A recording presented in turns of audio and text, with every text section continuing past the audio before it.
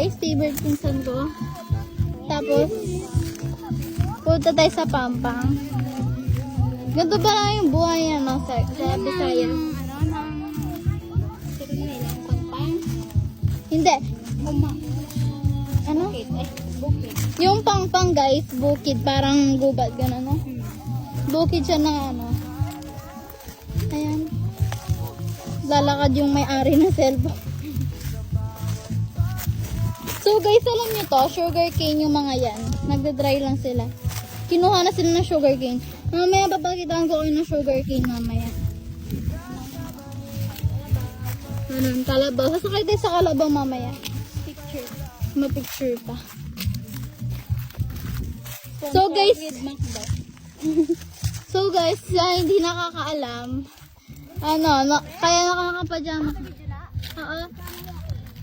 Kaya kami, pajama. Yung iba naka-short. Mamaya makakatingin sila ho. Naka-short sila ya. Ako yan naka-pajama kasi putik-putik doon guys. Tsaka Ano mo dyan na i-voice over? oo. I-upload ko lang sa TikTok at sa Facebook. So guys, dapat di ka nagpajama, makati doon. Ay, yabaw, maputik-putik doon bala. Tapos guys, yung ibang naka-short dyan, bahala na sila. Basta kami nakapajama. Tapos yung isa ho, naka-dress. Yung isa nakapantulog. Oh, yung isa nakapantulog, isa naka-yellow, gidsa. Yung isa ho, naka-jersey. Ayun. Ayun, guys, yung nakikita nyo mga yan, mga sugar cane yan. Diba, nagbo-blurred. Ayan. Ayan yung ido. Ido means aso. Ayan yung buko, guys. Fresh dito sa Visayas, guys. Anong lubi? Buko. Oo, lubi, guys. Sa Bisaya, tawag, lubi sa buko. Yes. Kahapon na to yun, or last Friday. Nung Friday, nag-harvest sila ng guys, ng sugar cane. Aray.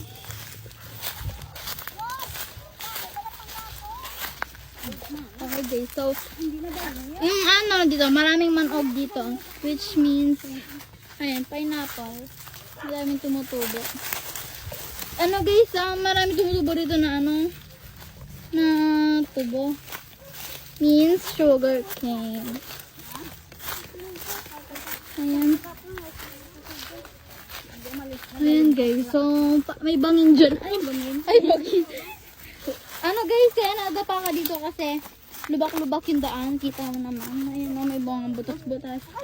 So, makikita nyo mamaya. Ayan guys, so ang ganda ng view. 3.5 na. Ay, Nicole, papapatulin mo 3 minutes lang ha. Diba? 3 minutes.